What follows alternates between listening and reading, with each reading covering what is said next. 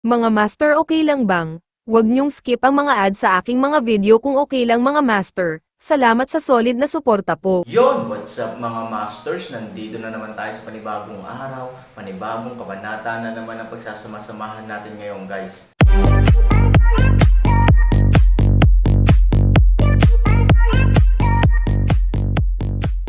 Bali mga masters, kung bago ka pa lang po sa aking YouTube channel, please click the subscribe button, lalong-lalo na po yung notification bell guys, para maging connected pa rin tayo sa isa't isa at maging updated kayo sa mga susunod ko pang video.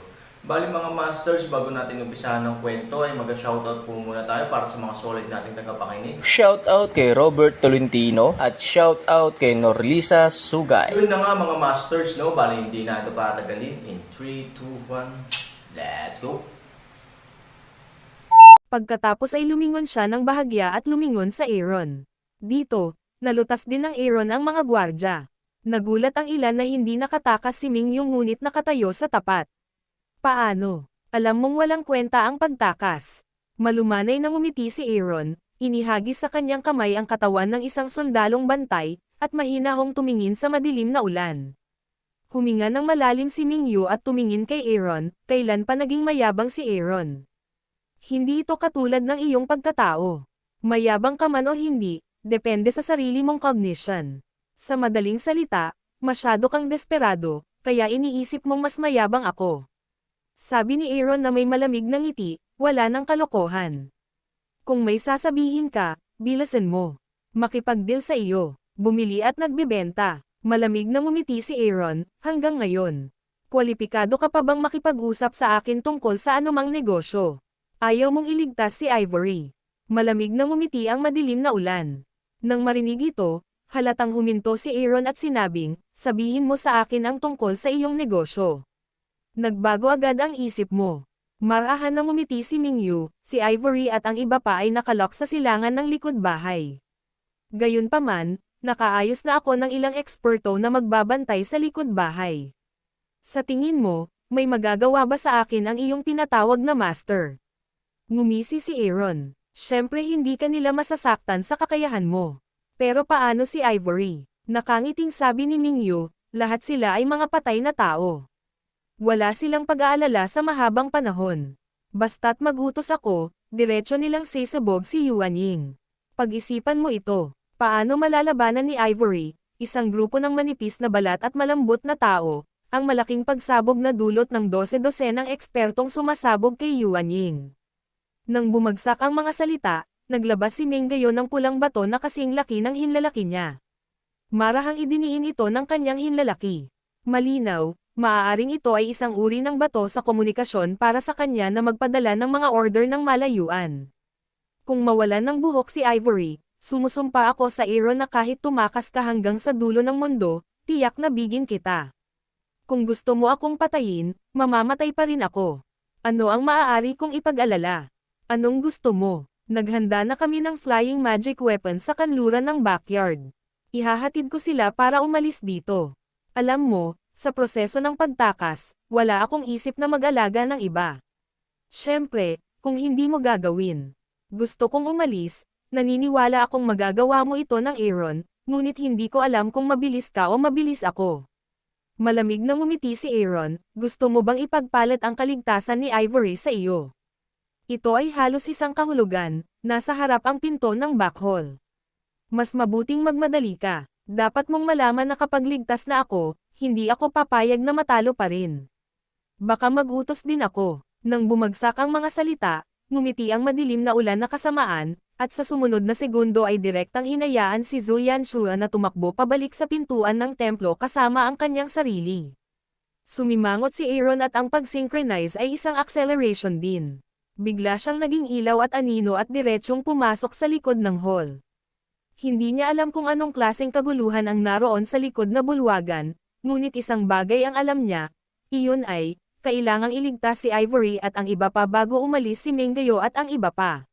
Si Minggayo ay isang babaeng kayang gawin ang sinasabi niya. Nang makita ang Aaron na sumugod sa likod bahay, huminto muli si Mingyu, na sinubukang pumasok kasama si Zhu Yanshua. Parang tanga din si Aaron. Malamig na ngumiti si Zhu Yanshua. Marahan na ngumiti si Ming Yu, Siya ay hindi magagapi, ngunit siya ay masyadong kinakabahan para salubungin ang tag-araw.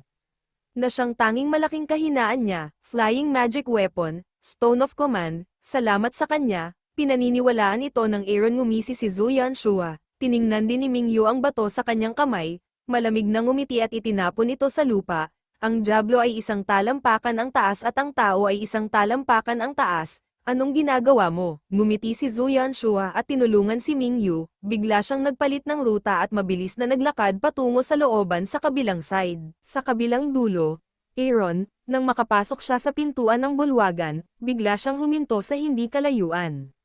Pagtingin sa paligid, may normal na eksena. Pero, so tahimik. Siyempre, narito ang Aaron, ang likod na bulwagan ng tirahan ng Panginoon ng lungsod. Ito ay malalim, elegante at tahimik. Ito ay medyo kaaya-aya. Gayunpaman, dahil lamang siya ay narito, Aaron nadama mas kakaiba. Ang katahimikan sa likod na bulwagan ay halos kakilakilabot.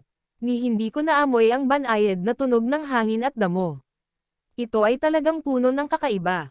Ayon sa palagay, ang likurang bulwagan ay dapat na lugar kung saan naninirahan ang karamihan sa mga tagapaglingkod at tagapaglingkod. Natalo ang frontline. Natural, dapat itong maging isang eksena ng pagkasindek, at lahat ay kailangang subukan ang kanilang makakaya upang makatakas. Pero wag mong sabihin yan sa likod hall. Kahit na ang personal na anino ay hindi nakikita ngayon. Ano ba? Bagamat siya ay labis na nalilito, binaling ni Aaron ang kanyang puso at mabilis na pumunta sa silangan. Anuman ang pag-aalinlangan niya, pinakamahalagang iligtas si Ivory at ang iba pa. Ang iba naman, ang Aaron ay tamad mag-isip. Anyway, haharangyan ng mga sundalo ang tubig at tatakpan ang lupa. Halos walang panganib sa daan.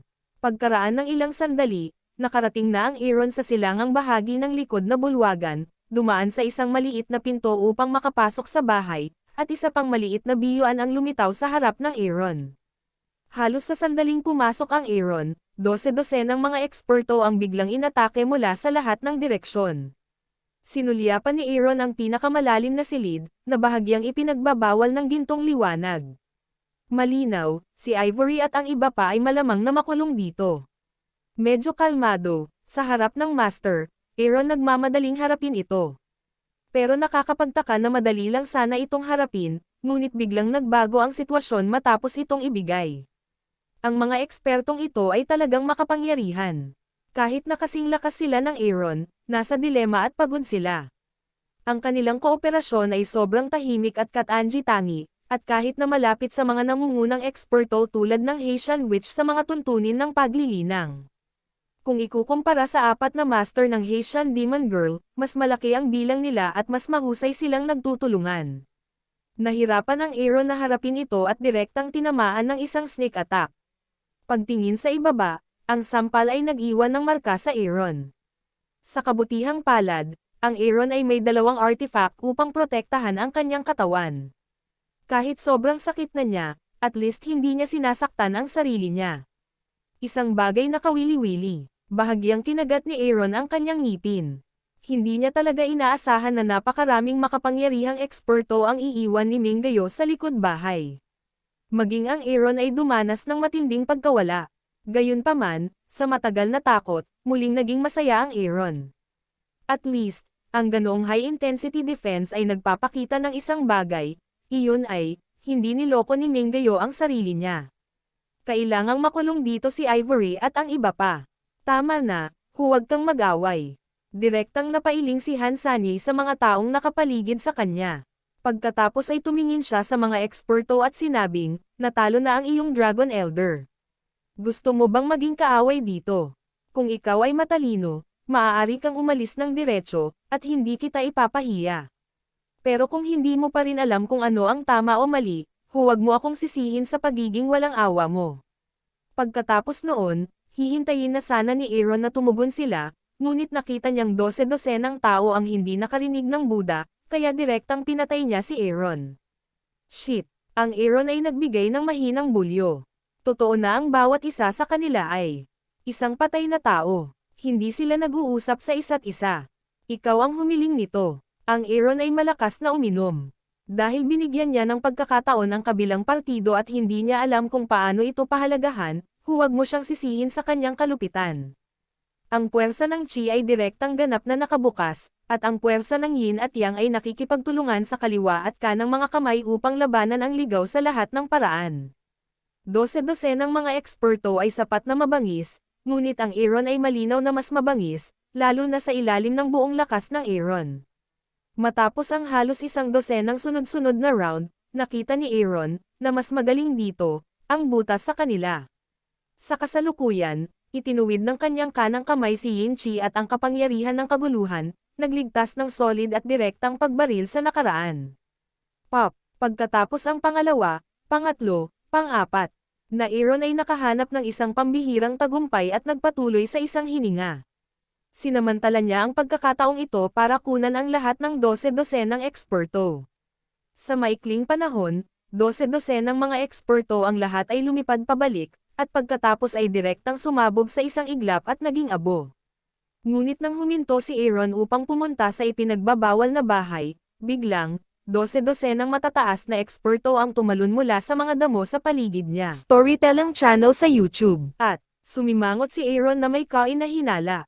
Sa sandaling ito, nagsimula pa siyang maunawaan ang damdamin ng mga sundalong iyon na dapat mahulog. Dapat aminin ng Aaron na ang mga nakaraang master ay napakalakas na.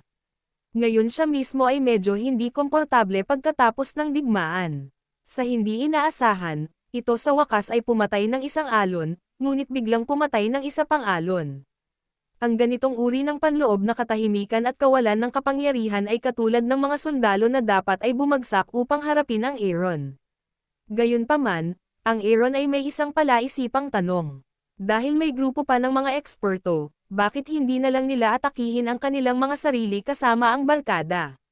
Sa kanilang sobrang husay at napakaraming dami, hindi nila masasabing maaari silang magdulot ng mapangwasak na pinsala sa Aaron, ngunit medyo madaling gumawa ng malaking problema. Mahirap ba? Ang babaeng Minggayo ay sadyang gumawa nito para matikman niya ang lasa ng mga sundalo. Ngunit ang posibilidad na ito ay hindi dapat umiral. Hindi Diyos si Minggayo. Paano niya mahulaan ang huling resulta? Pagkatapos ng lahat, kahit si Aaron mismo ay hindi naisip na sa kritikal na sandali, ang 4 na dragon ay sasagipin kasama ang pamilya ng dragon, at mayroong isang grupo ng mga misteryosong tao na nakaputi na tutulong. Nang gawin niya ito, lumikha lamang siya ng mga salik na kapakipakinabang sa kanyang sarili sa masamang kapaligiran sa pinakamaraming lawak. Kung tungkol sa resulta, sino ang nakakaalam? Dahil hindi naman ganito, hindi ko maintindihan. Ang mga eksperto ay hindi katumbas ng mga sundalo. Ang pagkonsumo ay mas malaki kaysa sa aktwal na labanan. Siyempre, ang mga eksperto ay nagsasalansan pa rin ng mga chips upang umatake ng patayo, upang maibigay nila ng buong-buo ang kanilang pagiging epektibo upang mas mahusay na makitungo sa mas mataas na antas ng mga kaaway. Anong meron kay Minggayo? Dahil sa pag-aalinlangan na ito, hindi maiwasan ng Aaron na tingnan ang mga taong ito. Ang dalawang mata na ito ang biglang napagtanto ni Aaron na parang may mali. Parehas ang itsura ng mga tao. Hindi makita ay hindi alam. Tingnan ng mas malapitan na nagulat, sa harap ng pagtalon palabas ng master, Aaron bagaman hindi makilala ang lahat, ngunit sa pamamagitan lamang ng karanasan ng kamay sa kamay, karamihan sa mga lalaking ito ay tumingin kapareho ng mga yon ngayon lang. Ano ang kahulugan nito? Hindi patay. Shit, anong evil skill ang ginagamit mo? Pag-aalinlangan ng isang wika, sa susunod na segundo, Aaron direktang rushed up. Lalong naguluhan si Aaron nang lumaban siya. Sa halip na mamatay, ipinagtanggol din ng mga taong ito ang Buddha. Tulad ng kanilang mga sarili, ang kanilang mga kasanayan ay hindi mas mababa.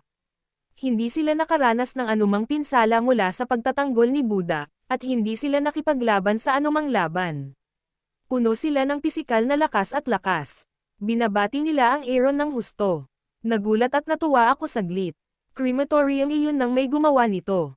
Medyo sira na talaga ang estado ng pag-iisip ng ina ni Aaron. Sa pagkakataong ito, at humihingal na parang baka.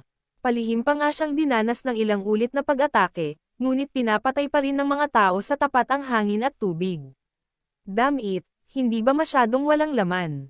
Ang sobrang magic skill na ito ay nabulok sa kalye sa loob ng ilang sandali, O mayroon ba itong mga anak at apo? Habang siya ay labis na nalulumbay, kinailangan ni Aaron na patigasin ang kanyang ulo at basagin ang pagkubkob. Sa kabutihang palad, ang pundasyon ng Aaron ay narito, at sa karanasan ng ngayon, ilang sandali lamang, sa isa pang pag-atake ng Aaron ang 12-12 ng mga eksperto ay ganap na naging pulbos muli.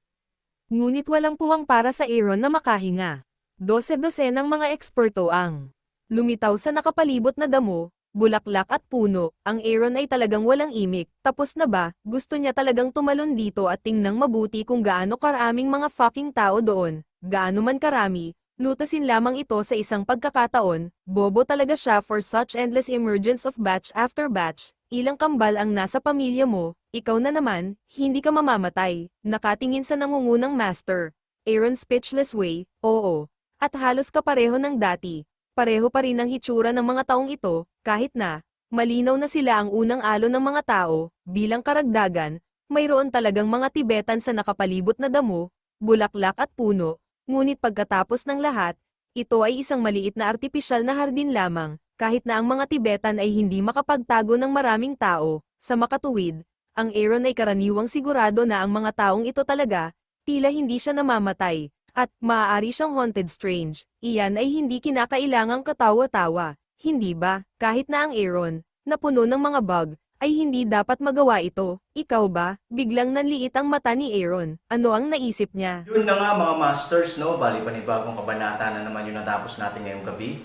Muli, maraming salamat po talaga sa walang sawang suporta po sa aking YouTube channel na talagang inaabangan nyo po ang bawat upload ko po. Bali mga masters, magkita-kita ulit po tayo bukas ng gabi at ngayon po ay magpapaalam po muna tayo. Bali mga masters, bye-bye!